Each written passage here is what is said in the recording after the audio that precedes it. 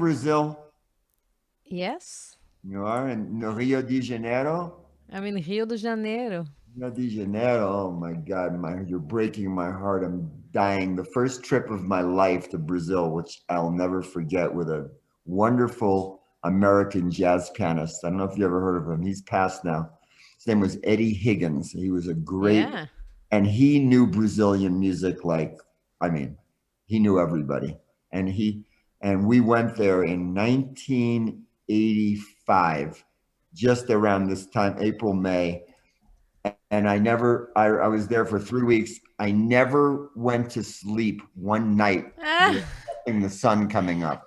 Not that one, sounds like Rio de Janeiro. not one night, 21 nights in a row. And we went from place to place. I never experienced anything like that. We met a lot of great people. Anyway, Rose, are we good on our Almost 2 seconds, just okay. getting it going. Annette, I tagged you in it, so hopefully then you can share. So basically, if I'm on that event page, I'm gonna see it says live starting in 2 minutes, and then I can just share it. I mean, I shared it in my Facebook. It will just go live once. Yeah, it should just share right onto there. Yep. Yeah, Okay. it will just start. So let me turn off my video, and then I'm gonna count to 5, and then wait 2 more seconds, Jim, and then go ahead. Okay. Are we about to go live? Yep. Does that work for everyone? Yeah, it looks like my clock says it's a little early, so I don't know. So should we wait a couple of minutes? Yeah, just 7:57 in my clock, but yeah, that's it. Okay. Well, then I'm gonna use. Oh, this might bail on me real quick then. Yeah, just wait 2 minutes and then we'll hit. Okay. Yeah, So 7:58. I'm so anxious to ask you questions, but I'm going to wait or not until we have some other people here. And then Jim, we're not doing the happy hour, so just close it out at the end of the interview, and then we can all talk again if we want at the end. But I'll turn it so off. So should I plan that are we going to 40 minutes or the full hour? Whatever you guys want to do.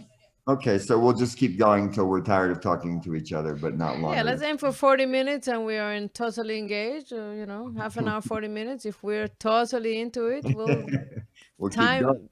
We'll go for 2 hours. Love it.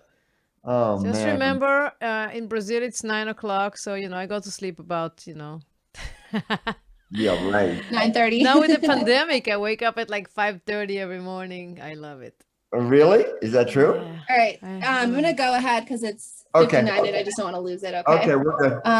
So I'm gonna stop video. Go in 5, 4, 3, 2, pause, and now.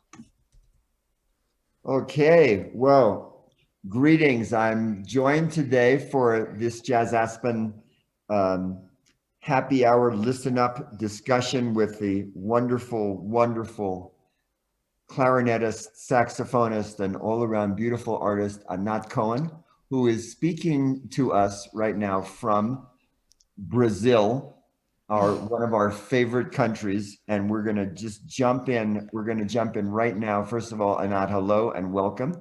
And nice to thank you for joining us to talk a little bit about your favorite topic, music, I know. And so I'm gonna jump in as I've been reading. We've had the pleasure here at Jazz Aspen of hearing you perform before, but to get ready for today, I had to do a little more research and learn a little bit more about you and some things that I didn't know. But one thing that I want to start with, because I'm interested, and I'm sure some of people who are tuning in are interested, how you made the move exactly and why from you were born and raised in Tel Aviv, and I read that you really locked, as many professional musicians, you locked into music and your interest very early, starting at 12 in music school and the clarinet. And then eventually you made your way to the United States and to music school. And I'm interested to know how this happened. Let's start there, and then we can talk about a lot of different things. But I'd like to know how you came from there before you got to Brazil, Tel Aviv to USA. Sure, Jim. First of all, it's great to be here, and it's great to see you again. It's been months since we spoke last, and I'm happy to be here and talk to you and to share a little bit of my story. Um, I grew up, as you mentioned, I grew up in Tel Aviv, in Israel, and I really, when the way you mentioned it, I mean, there are two main reasons how I became that I made it to today, and one is my family, my supportive family, with two super supportive parents and brothers that are incredible musicians that we're just in it together. But the other thing is music education and how studying music and going to schools, going to junior high school for the arts and high school for the arts, and going to a conservatory and having rehearsals and having social life with going to the afternoon rehearsals and meeting friends and wanting these friends, they are your colleagues, and you talk about music, but you hang out, and your life becoming your personal life and your social life and your musical life, they kind of like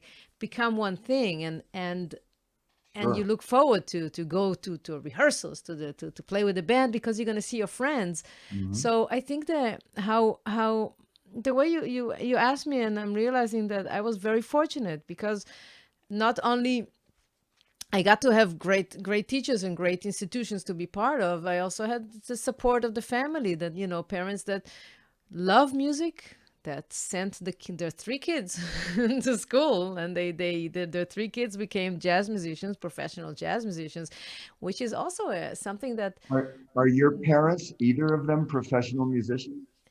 I mean, my mother became a music teacher. She was teaching music in kindergartens. My father was his dream to be a musician, and this generation that could not afford it, and the parents Yeah. just, it was not an option, but he knew so much music and he loved music, and he was so proud of the three of us, and this, they really supported us.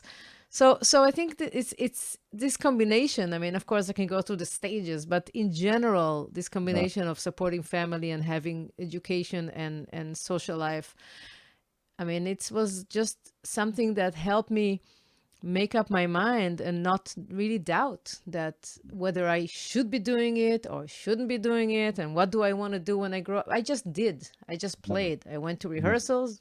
I practiced. I went to take Yeah. lessons, and And you I had didn't fun. question. You didn't question. You just kept going, and you're very lucky. You said to have parents. Not most parents, if they had three children that were all becoming jazz musicians, if they weren't musicians themselves or really in the business, they might be terrified or thinking of, Yeah. it's not an easy. You're brave. You're anyone who tries to make a living as a jazz musician, I will say, is brave. Right from the beginning, it's not an easy road. Being a musician is not an easy road, but being a jazz musician, you really have to be brave. And so I think you have that quality, but I'm sure that the confidence and the support that you got from your family helped in this way. So I'm sure that's a great gift. And by the way, were you the first of and you mentioned your two brothers, Yuval and Avishai, who are both wonderful horn players. Were you the first one still that came to America, or did one of them come first?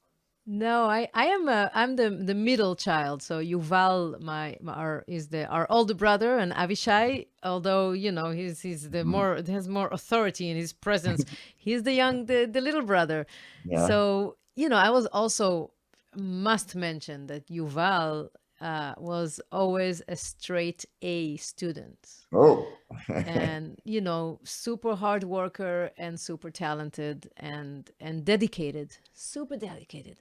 Mm. So when you have your older brother goes to all the institutions and all the school just like a couple years before you, and set up already like high expectation and set up Sure. like all the teachers, then you guys like, oh, you're Yuval's sister. I All right, let's see what you got. Or bet. I just enjoy his effort and say, I don't have to work that hard because he already like showed that we are okay. So it was very, very interesting, and being not being the old, I think for the eldest sibling, I mean, it's a whole other like conversation about siblings and where you are and what your personality becomes as being the oldest, and the parents, you know, anxiety about the first child, and the relaxation about the younger child, and there's certain like there's always like different things that pass in the family, I think. But I think as an older child, you have responsibility to pave the way. You're kind of on your own. You make decisions. So I think Yuval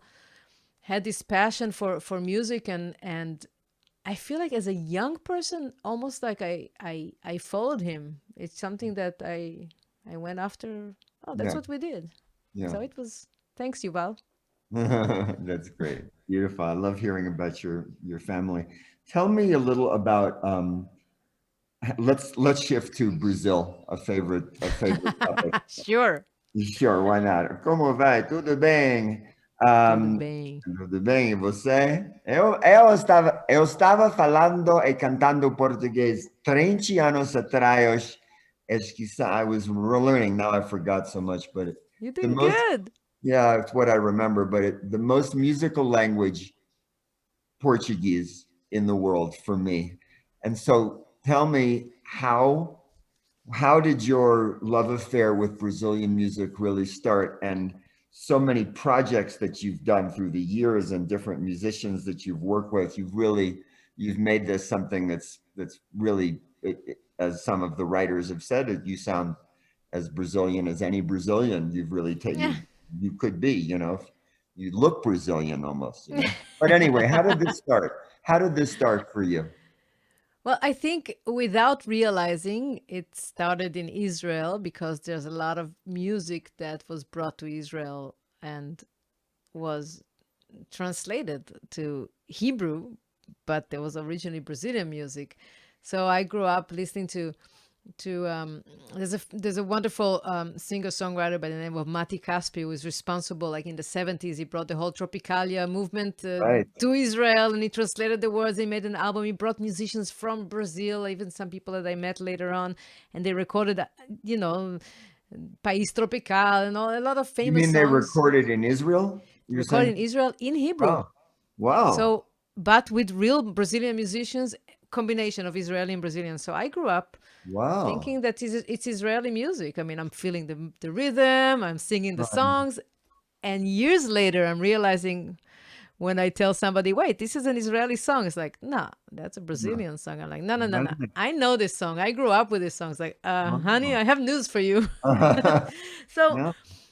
so it's kind of interesting. So I'm realizing, or it started in Israel, the feeling of comfort with this music and to know it. But really, the real affair started when I went to, after I graduated Berklee College of Music, and I lived in Boston, and there was a big Brazilian community in Boston.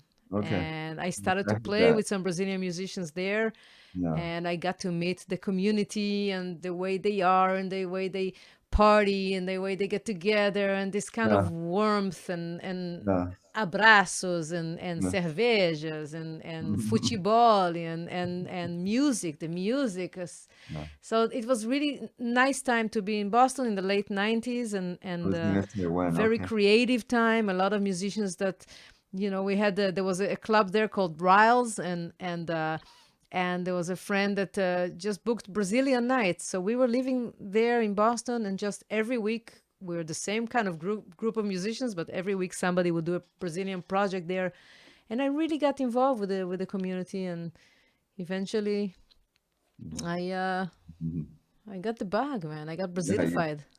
Yeah, big time. And I was reading, I never heard this, but one of the things I was reading about your album that you did with the Tenets, your group that was, let me see, it was Triple Helix, which is Uh-huh. which sounds like I haven't heard it, but it sounds like it's a three movements. Well, maybe you can tell us about it, but it has a Brazilian part of it. Yes, part of the wrapping of this project. Is it? Am I getting it correct, or am I? There is always a Brazilian. There's always a Brazilian part. Even like one of the songs that I wrote, actually two songs of mine on these albums are definitely Brazilian oriented. One is a choro called Miri, and the other one is like a samba, boogaloo samba, that is called Footsteps and Smiles, and the Tentet is such a great project and such a great band. Boy, I miss them, and the idea of being on the road with a 10-piece band just seems so far from reality at this point. Right now, it seems a little ambitious, but but it will it's happen. gonna happen. It's gonna happen. We made a new album. We were nominated for Grammy last year in January last year. We actually went to the ceremony, some of us, and got dressed up, and it was so exciting. And then the pandemic started, and we had all these shows lined up and everything, and it became like a really warm, beautiful dream. It's gonna happen. But just when you asked about Triple Helix is the name of the album, but it's also the name of the concerto that I have a partner, in musical partner, as a friend since high school. We're talking about Israel and the importance of Israel, the High School for the Arts. His name is Oded Lev Ari. Oded has been part of my musical path ever since high school. He arranged my album Noir from 10 years ago, and he's the musical director of the Tentet. And he wrote a concerto for me for the Tentet, our band, 10-piece band, and for me that was commissioned by Carnegie Hall and the Chicago Symphony Orchestra, and we premiered it in Carnegie Hall and recorded it, and it's like a concerto. I was so nervous because the word concerto makes this like, oh my God, you gotta practice. And it's a wonderful piece that Oded wrote really for the musicians. Like when you think about the way Duke Ellington was writing, he was not writing, he didn't write like for a trumpet or for a saxophone. He was writing for a specific musician, with the sound. When you know the musician, you know what they can do, you know what to bring out of them. And that's the way Oded wrote Triple Helix, with knowing me very well and knowing every person in the Tentet after 5 years of traveling together. So he's wonderful, and the Tentet is wonderful. So you also, I noticed you did an album, Otra Coisa, with the music. I don't want to say his name. I know his last name is Santos, but I don't. Is that it up there? Yeah. I mean, I have a vinyl, but that's the CD version. Nice. So I don't want to pronounce his first name wrong. So you say it. Moacir Santos. Santos. And was he a guitar player like so many wonderful Brazilians, or something different? Actually, he was originally started on clarinet. He was a baritone sax player, and he was a writer. He wrote, he was a teacher and educator. It was very, very important. He taught a lot of really like he was, Baden-Powell was his student, and many other musicians. And he wrote for big band, for large ensembles. At some point he moved to, he was very prominent here in the radio, and he was a big arranger. At some point he wanted to expand on his career, and he moved to LA, and he spent the end of his life in Los Angeles. But he was very influential. Like in 1965, he came out with an album called Coisas, which means things.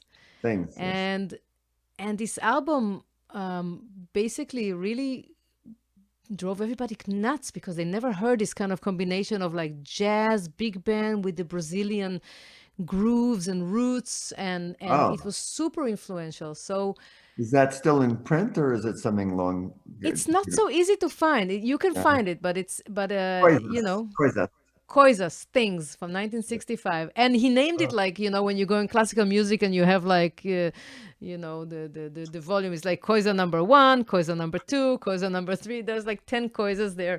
So, and he wrote for big band. So Marcelo Gonçalves, the 7-string guitar player that we're playing duo in this album, his dream was to take those arrangements of Moacir Santos for big band and reduce it to my clarinet and for his 7-string guitar. So he took upon himself to arrange all these, like, take the big band arrangement, like transfer the trumpets, trombone, saxophone, bass, piano. He's like playing all the stuff and the inner voices on the guitar and accompanying me, and I get to float and play the melody, these beautiful eternal melodies that Moacir Santos wrote.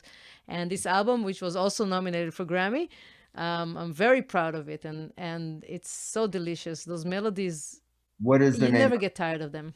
Well, you said it's also nominated for Grammy. Which one is that you're referring to? Not the Tentet album, but The or Tentet album was nominated for Grammy, and the Otra Coisa was nominated for Turquoise. Grammy. Got it. Okay. And okay, Turquoise was 2017. I see that. That's Okay. true. Yeah. Very nice. Well, Yeah. I wanted the way you talk about it. I want to hear it now, so I'm gonna have to go. Yeah, well, I'll hook you up. We'll talk later. I have Oh, connections. good. I would like that. I would like that. And what about your other? You made another album in 2017 with Rosa dos Ventos. Is my saying that? Mm-hmm. Yeah. Made in Brazil. And tell us about what was that project?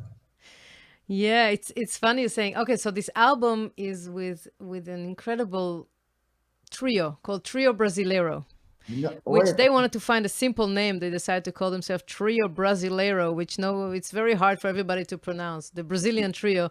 And and it's funny because today they sent a photo, we shared a photo on our group and from 8 years ago when we met, and it seems like I feel like I've known them for years and years and years, and it's only been like 8 years, but are some of the most beautiful people I've ever met. Beside their musicianship, it's two brothers from São Paulo, Douglas Lora on the 7-string guitar and Alexandre Lora on the percussion, pandero, and the hand pan drum. And then there's a musician from Brasilia called Dudu Maia playing mandolin, or they call it here bandolim. And we met teaching and playing choro music. Choro music is music that united us. And from there, we went on the adventures. We just wanted to keep playing together and try and make albums. We made 2 albums together. The second one that you mentioned, Rosa dos Ventos, was nominated for Grammy as well. And I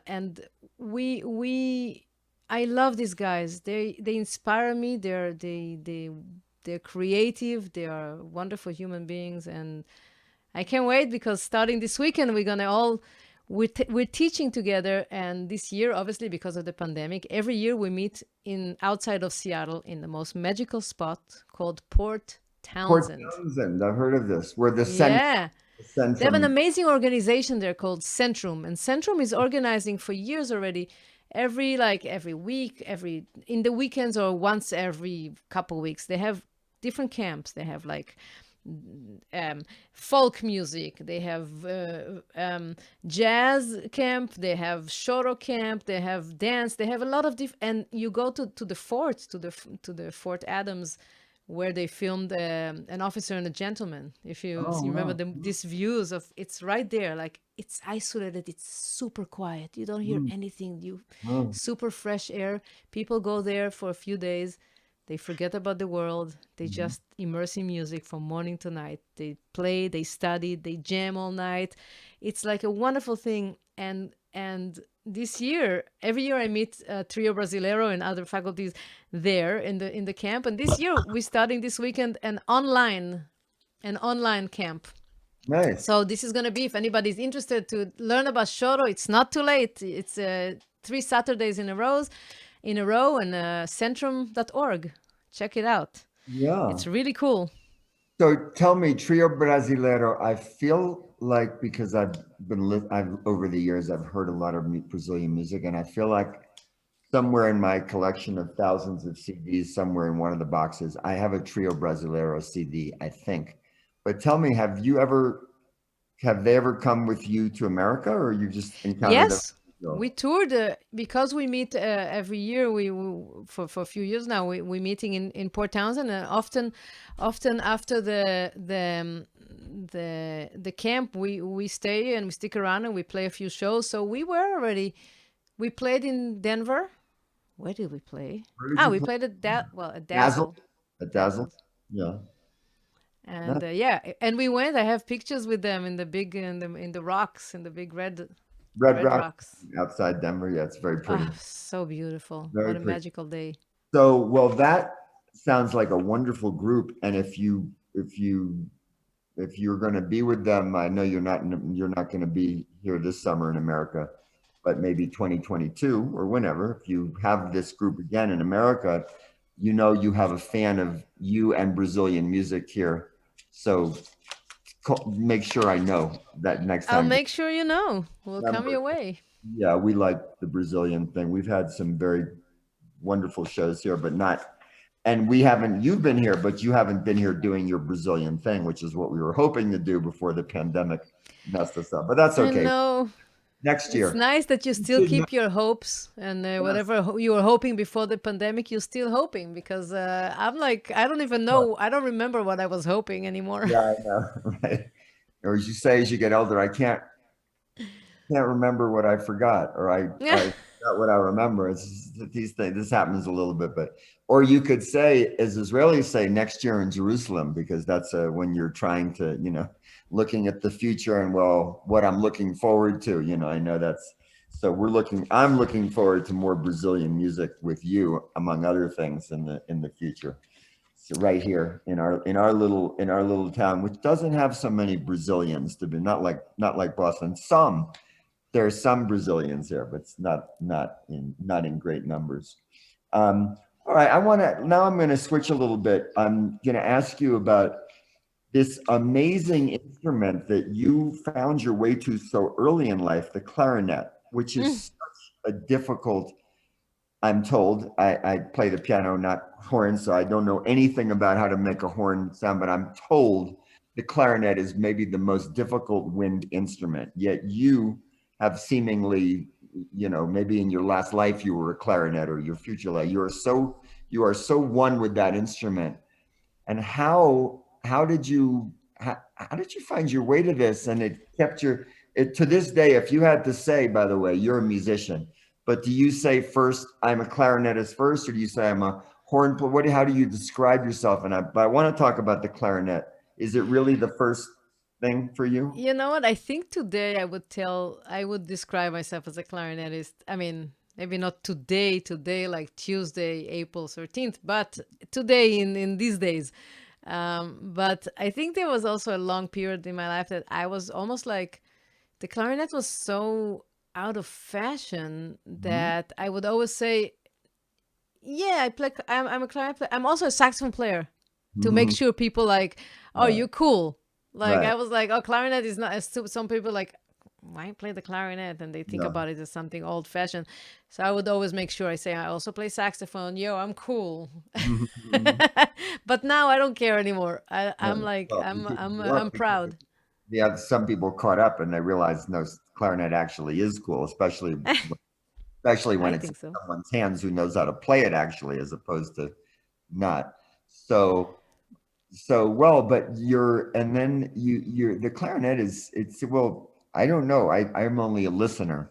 So, but it seems that it has a surprising range of emotions in the right hands that then people wouldn't. I don't know why the clarinet got a bad rap or was called old fashioned. I don't even know why that is, but to me, it's such an interesting instrument, and it can go low, it can go high, it can be sad, it can be happy, and maybe that's just the person who's playing it. But I find it to be, and you, by the way, I think in 30 years at Jazz Aspen, I can count on two fingers the clarinet players that came here. I mean, really, it's such a rare thing to find. Even when you see people that play many horns, if you see something that looks like a clarinet, it's probably a soprano saxophone and not a clarinet, right? And it's just so rare. I'm trying to think. I was thinking today, I can't even remember another clarinet player besides you, and you're so excellent. So I just think it's amazing how you've found your voice with this instrument.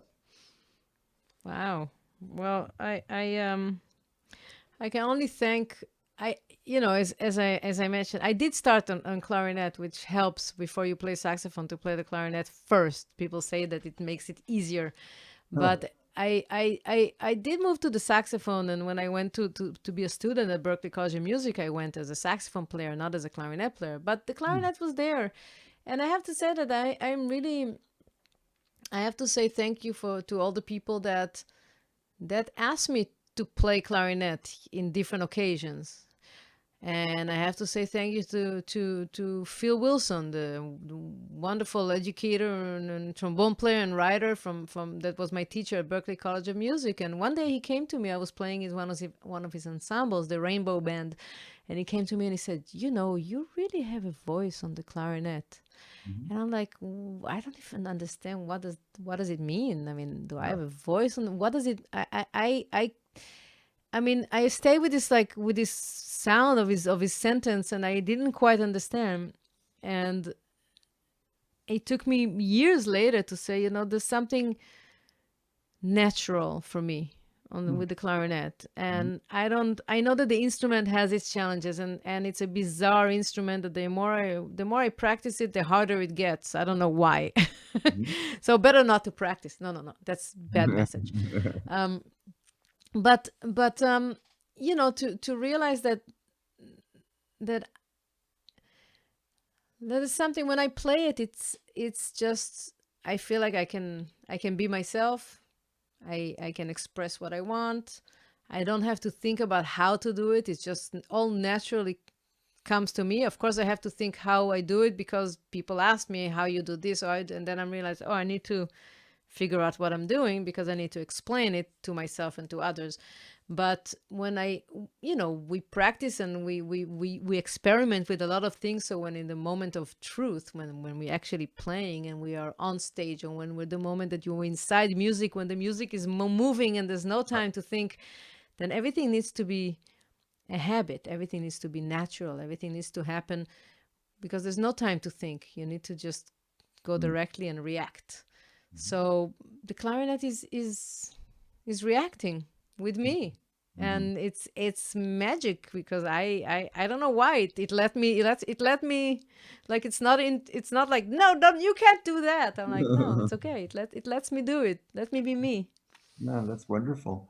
Do you have a clarinet hero or two? Or there's some clarinet players that you're just like, well, you know, you know, a hero, someone that you are maybe a mentor, someone that you just listen to say, and there's not many, but say, well, who would you say really inspires you or did? In the it's something that changes, because it music, especially in the past year, during the pandemic, it needs to be really in the right frame of mind. Always just, I couldn't let anything rattle me. I couldn't let anything like make me think why or make change. It needed to fit. So Jimmy Jufrey was, accompanying a lot of moments. And there's a beautiful also album, a Brazilian album, a duo, another clarinet and 7-string guitar player, of Rafael Rabelo and the great clarinetist Paulo Moura, called Two Brothers, Dois Irmãos. And that's also a wonderful album that you put it on, and it's like some of the songs, it's like, I mean, I'm imagining the song now, and then I'm like, so some songs, but it doesn't need to be a clarinet. I mean, I can imagine Louis Armstrong singing Azalea, and I get the same, like, okay, everything is gonna be okay. So it depends on the day. I wish I could have seen Louis Armstrong live. That's one something. Yeah, me too. I'd like to. My great fantasy is time traveling. I don't know if you ever, I'd like to just, I think tonight I would like to go back to 1932 at the such and such, Louis Armstrong would walk in and 52nd Street, and there he would be just playing that amazing sound. Special. Nice. Very nice. Wow, wouldn't that be amazing? That would be good. That would be good. That would be good. Tell me what, if you can, and I know this question at the moment, because we've all been living this COVID, living in this haze of COVID life, and everything is, we're just been something that none of us will ever forget, obviously. But I'm going to ask a question, which some people I've talked to, and they say, I just can't even imagine. And it's about the future. So I would ask you specifically if you can just put to the side for a minute how we emerged from COVID and assume, well, we will. We just, the timing and we don't know. But just put that aside for a minute and say, well, I can't really make plans because I don't know what the future looks like. But if you can, put this to the side and tell me a little bit about musically, of course, or maybe even past that, maybe you want to become an elephant trainer for all I know. I don't think so. But what projects are you what are you looking forward to? I mean, just out Wow, there. you certainly took it to the next level there. I don't know Um, where that came from. now you got me thinking about elephant training. No, no, that's definitely not for me. Well, listen, um, I have a new album coming out. So there is some new music that in a very relaxed, slowly during the pandemic. Marcelo Gonçalves, the seven-string guitar Guitar player, and player. myself, Yeah. we recorded a new duo album, and it's almost ready. We're Ooh, finalizing. beautiful. So Just and it's clarinet gonna and have guitar. some Clarinet and guitar. clarinet and the seven-string guitar, which Beautiful. is seven-string guitar is one of my favorite ever instruments, and when Marcelo plays it and prepares this yummy, it's so good. It feels so good, and then unless I can relax and find where to place my notes, I love it. So we're gonna have a new album coming out on Enzik Records, on the label that I have with Oded Lev Ari. So stay tuned. You can follow me on Bandcamp, and we'll send you, or on anatcohen.com. And then we'll send news. So that's exciting. That's now I can say the album is coming Is out. it mostly Brazilian music or a mix of Yeah, things? it'll be mostly Brazilian music. You'll Choros. like it. I'm sure I will. Some songs that are from the some fathers engraved songs from the repertoire, Brazilian repertoire. Yeah. Okay. Nice. So that's That's fun. exciting. That's fun. That's Now in now I know that it's kind of interesting because the music never stops, pandemic or no pandemic. I mean, the course. if you have something inside you that needs to come out in the form of music or creation, it's going to come out. And of course, the question about being out there and touring and I want to think about it as moving forward. I don't want to go back to the way things were. There's no need to go back for me, because I cannot erase this year, a year that I got to taste something that actually I've never had, not as an adult. A year of being in one place, a Yeah. year of without the madness of touring, a year of eating healthy and of calming down and focusing and having a routine and having your own rituals, and A different life. it's Complete. very different. And for most musicians, I have to tell you from the few conversations that I had, people are liking it. I mean, They're liking the part of being still. You mean? yeah, they're liking the part of being still, because we would never dare to take Right. the initiative and just get out of the race and just, okay, I'm just gonna stop, bye. That's Yeah. too risky. Well, especially if your living depends on traveling. Of course, there's the income, but it's also the nature of the business. I mean, if you stop, I live in New York. You stop and the city goes without you. That's it. Bye bye. The city, the gig, you name it. Yeah. Like, I have a friend who left New York for a little while, then he came back and somebody told him, "Man, I heard you died." It's like people like, Yeah, right. I mean, you disappear, you disappear. Your apartment in New York, you must be dead. In the old days, Yeah. that's what they would think. Where you would never give up that hole in the wall on upper, whatever 187th Street in the Park. Were you crazy? Different. Yeah.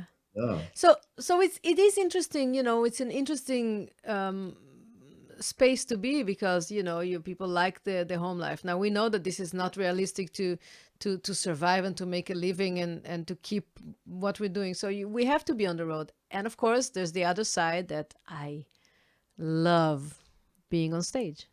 Yeah, of course. I love that I love that Yeah. unknown. I love that feeling of the audience there, and that tension of like what's gonna happen, and when you don't know what the musician, the jazz, the unpredictability of the music, of how the audience is part of the music, and you somebody's laughing, and it's like everything is like an exchange, and I mean I love it. So And by the way, you have a particular gift. I'm sure you've heard this, to connect.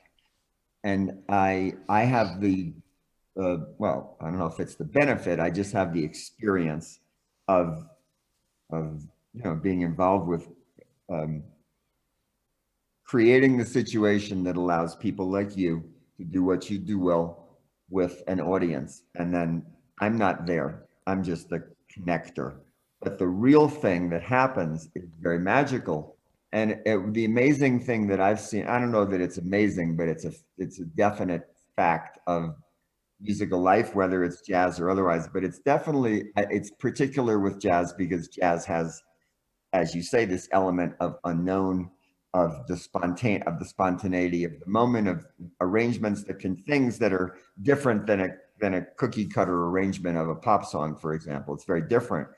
And it's a fact that while many jazz musicians play their instruments like, with incredible, they have achieved a very, very high level of how they can play.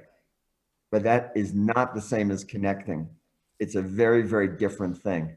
And it's very elusive. It's like chemistry between people.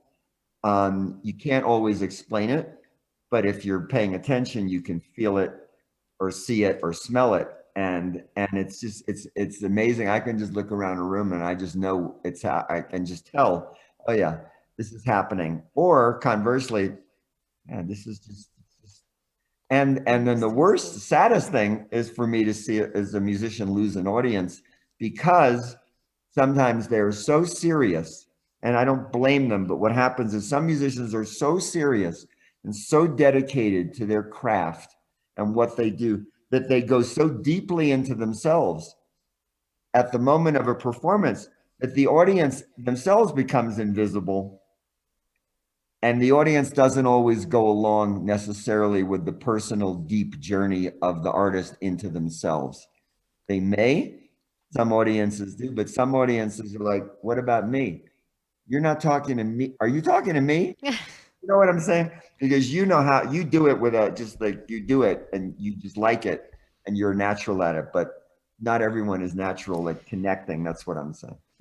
it's wow, it's interesting. I mean, okay, there's some things, I guess. I mean, I thank you for saying that, and also thank you for giving the opportunity to musicians to and for jazz and for things to happen, to open the space, to promote, to have stages, for places for musicians to play, because without you we would not exist, and we would not have the audience. Thank you. But and also it reminds me, today I was talking to I'm teaching at the new school in New York, and I was talking to my students, to my ensemble, and we got to the subject of practicing, and I said, listen, I understand, because there's a lot of, like, we're so busy. You're talking about the craft, and there's a lot of, like, how to play the instruments, and how does it sound, and how do I stand physically, and how do I practice, and what is the music, and what chord are we in, and what notes do I have to play, and what dynamic do and there's so much. What should I do, and what is me? I gotta me. How I gonna get a bit me, and then we get tangled with so much me. Then, but the music requires, and it needs more. I mean, at some point we have to, okay, me, world. the rest. And if you don't manage to, and I was talking to them about, if you don't get out of that me, and move it to us, to something bigger than yourself, then we're not communicating, we're not connecting. So it's interesting that we were both talking about the same things. I think it's Yeah. really interesting. It's hard to achieve. There's a, especially when you improvise music, and when any kind of music, and the personality of people, and some people get more nervous, and being nervous, you start getting it's unbelievable how many things go through our mind while we're playing, while we're performing, while we're improvising, things that have to do totally with our craft and with the music, and things that have nothing to do with things that somebody told you yesterday, and it's still ringing in your head. And you can think about all these things in your mind, like at the same time, and still need to communicate to the audience. And it's kind of it's an interesting job we have. I think that's fair. That's a fair description. Yeah, that's fair. And but it is there's a lot of chemistry. There's a lot of chemistry involved in good music and the experience that everyone has. And I there's a lot of factors that go into this experience working, and there are many people involved working, helping things set up. So again, so that eventually the artist and the audience can connect. That's all it's about. It's what I think. Yeah. Everything else doesn't really matter. Well, That's if people, uh, thanks to people like you that have the vision how to connect, yeah, you have to. It's like creating a band, but also matching a band with the audience. It's also yeah, like throwing a dinner party. You need to get the right combination. definitely dinner. And you said one of my favorite things, food, because if you can put a great meal together, and you know how to cook, and what foods go with what foods, and what courses, and what wine, and what spices, you probably could be a musician if you have if you have the ability to really see the way to put a great meal together. You and you have some musical talent. My hunch is that you probably could put a band together, because because that food is a great meal is like a great symphony. I mean, first movement, second movement, third movement, conclusion. Come on. I love what you're saying. I never thought about this this way at all. Wow, Yeah, yeah. what a Well, cool concept. not just well, that's because in my case, I happen to I came from a family that was in the restaurant business, so that's why I like. And we were in South Florida. My dad was busy. Good time. He opened a small restaurant in Miami Beach, Florida, in 1946. Okay, when after World War II, and the, there was a different world. But one of the things that happened, I'm diverging, but South Florida in World War II, this is a little history thing most people don't know. During World War II, all of the hotels, I know you have to have been to Miami and Miami Beach along the way. All of those hotels in Miami Beach, from the bottom, from First Street up to what used to be the Fontainebleau, and all of those hotels, they were all taken. There's a word for it, but I forget. Was something the government seized them by eminent domain during World War II, and they put soldiers there. All of those hotels were turned into barracks in World War II. But the soldiers who were stationed there to protect the United States South, the coast, because they do, oh, we need to protect, there were World War. All of those people were young men, generally, who came from imagine the 1940s, from the Midwest, from big cities where life was difficult and dark, and New York and all of these places, and they send them to Miami Beach. They put a gun in their hand and say, you sit here and we'll let you know when you have to go to war. But you know what happened? None of them ever got sent away. And all of them said, when this war is over, we're going back to Chicago or New York. We're getting our bags and we're coming back down here to live. And that is how South Florida, Miami Beach literally exploded all of these people, they didn't know anything about what was really going on. And South Florida was not a mass tourist place. And the only people that went to Florida in the 20s or 30s were rich. There was no such thing as a person getting on a plane and, who wasn't, no one knew about it. But then it started. I'm digressing, but that is how Miami Beach became famous. And then my dad just got lucky. He wasn't just lucky. He worked hard, but he got into the restaurant business. And then as we got older, he happened to be, he and my mom loved the arts and they loved food. And we just, it just happened over time that what they really loved to do when he wasn't working, was to get a bunch of artists, musicians, and people that they were not, but they appreciated it. But they loved to feed musicians. And they noticed that musicians were really knew how to eat with gusto, and they really appreciated food because just the way they are.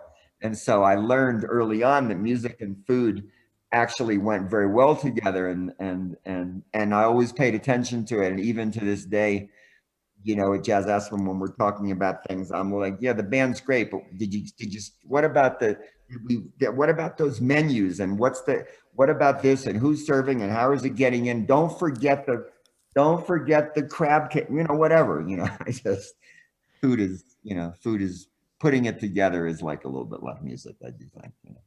Fantastic. Fantastic. And musicians, they sure appreciate when they're treated well with good food. I have seen it many times, and it makes the band play better. Big time. And if you could have just somebody that works at Jazz Aspen and say, what did Jim tell you about food? I say, make sure the food is right. Don't ever chintz on the food. Make sure it's right, and talk to them about it and find out what they like. And you're exactly right. A well-fed band is going to play better than a band that they walked into the green room and they saw some couple of carrots and, some bad dip. I don't miss that part, but I miss the good food. Yes. I'm sure. Oh boy, let me see. So, if there's anything else here I want to ask you about, I made some notes, and okay, I'm going to ask you something about Israel because I'm interested. I know you're here in the States and now you're in Brazil. What's going on in the music scene in Israel right today? So this is pandemic or no pandemic, pre, post. What is the music scene? That's a broad question, but how do you feel about what's going on? Do you still feel connected to this? Well, of course, I'm connected because my two brothers live there, so I am connected in some ways, and they're living both in Tel Aviv. yeah, they're both living in Tel Aviv. Oh, okay. And I don't visit as much as I should, but what I can tell you for sure, that no matter if it's jazz or pop or classical music or any other variation, of in between, there are some incredibly gifted musicians in Israel. I mean, probably you could say that about many places, but really, like, so much talent in the place, and the jazz scene in Tel Aviv and in Israel is really happening. Wow. There's a little club in Tel Aviv called the Pillar House, Bet HaAmudim, and it's like it's a very, very small club. It's like, let's say it's the Smalls of Tel Aviv. Got it. And let's imagine there's no pandemic and it didn't happen. So every night they have music there. Mhm. And the musicians, like a lot of jazz musicians that were there in Israel and already went abroad and lived abroad and coming back and are living in Israel, the level, and young musicians that are just there studying, getting better, being professionals, amazing, incredible. Like, you go, like, many times, living in New York, you kind of become a little snob because you go, you go to places and you hear around the world people playing, and sometimes you hear great musicians, and sometimes it's good. Yeah. There's a lot of good things, a lot of good musicians, but it's not like this, like New York, there's a lot of great. Sure. So you get kind of spoiled. So, then I go to Israel and I go to this, to Bet HaAmudim, and it's great. It's great. I mean, people are swinging and they really, it's like, man, feels like almost like New York in that place. It's amazing. Well, I'm so happy to hear you say this because not that I'm not surprised at all, but it happens that we at Jazz Aspen are planning a trip with, some about 50 people who are friends and supporters of this music. And we're going to Tel Aviv in late October this year, where we're supposed to, we're scheduled if the travel and all of that allows things, allows us to go, but it's on our calendar. And we're all really looking forward to digging in, to the full scene there. Well, I know some people, so talk to me. I will. No, of course I'm going to. I'm just right now. I'm just trying to. My planning is like summer. I'm trying to just figure out I hear you. about this summer, and all just figuring it out. It's like a big. It's like a Rubik's cube or a jigsaw puzzle or a riddle or something. You're a brave man. Yeah, well, braver, whatever. But yeah, well, it's 30 years. Okay, so forgive me. That's why it's hard. It's hard to celebrate being 30 and ignore it, and just Yeah. well, it's too difficult of a year to be 30. So I'm just, I'm just not going to do it. Um, so we're going ahead. But anyway, I'm the planning for me. I like the future is like no, the future is July and August. That's the future. I'm really focused. We have a lot of people. We're trying to figure out how to get them in, get them out safely. Do we have enough people? Will they give us room for more people? Will they take people away? What will the airline say? The sound company doesn't have the people that used to carry the equipment because they gave up, and then now they're working for Amazon. I mean, it's just it's endless. It's an endless series of every day. Now when the phone rings, I'm like, oh God, what now? Jim, I was looking up, anyway, it's just that's just what it is, I cannot even imagine. I mean, Yeah. it's hard when there's no pandemic. It's a Hard enough. madhouse anyway. But I mean, to do what you're doing and with this uncertainty, it's really But insane. you know what? The other thing I can say is that I know I'm positive that this summer, as music starts to come back on, and it'll be starts fit. Some will go better. Some it'll be like this. It won't just be a straight upward line. But I'm positive that when our concerts start, I'm really expecting there's going to be a lot of tears. I mean, literal tears. I think people who care about music can't even imagine what they're going to feel like to actually be in the setting of experiencing what they loved, something that those of us who love music took for granted our entire lives until a year ago. The ability to do that and to be sort of, yeah, I'm going out to hear a show, but yeah, now it'll be like, wow. And we don't even have we don't have enough tickets because we've been cut. Our capacities have been cut. So, a lot of people just aren't going to even be able, even when we're having it, they'll be like a puppy with their nose pressed to the glass, just like that. Like, well, I want to come. I can't help you because the county will only let us put 60 people here. There used to be 200. What do you want us to tell you? So the 60 people that are in there, or 50 or 70 or 100, whatever it is, They're lucky. I think it will be a not a religious, but a musically religious experience. That's what I think. So I'm happy to be. I mean, it's a pain in the ass putting it all together, but I'm happy to be part of helping to reawaken. Just be part of it. That's all. I just think music's so important that I don't care. I'll just do whatever needs to be done so that we can get it going again. That's it. So. Well, God bless you for doing this. This is really, really important, and it's not just for the musicians, just for humanity. Yeah. Yeah. Well, listen, it's been great to speak to you. I just got it's like CNN. We'll come right back to you in 5 minutes. Not got a special report here. And She needs to go to sleep. yeah, you're not going to sleep. 8 o'clock in Brazil. I don't No, it's care. always beer o'clock somewhere. Yeah, right. 8 o'clock. Yeah, right. In Brazil, cervezas. Oh, that. Oh, you're killing me. But Jim, next time we meet, we're gonna have a nice. We're gonna have share a beer and a hug. A beer and a hug. You got it. Not necessarily in that order. Will you be back in New York in the fall, or will you still be in Rio, or you're? Yeah, well, you see the Yeah, fall. that was I a good don't. answer. Yeah. I will be wherever it makes sense to be.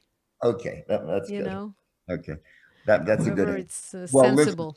we're gonna be we'll be in touch, and we'll miss you this summer, but we'll look forward. The next time will be even sweeter, and I'll be in touch anyway about Brazilian music and Tel Aviv and other common interests here.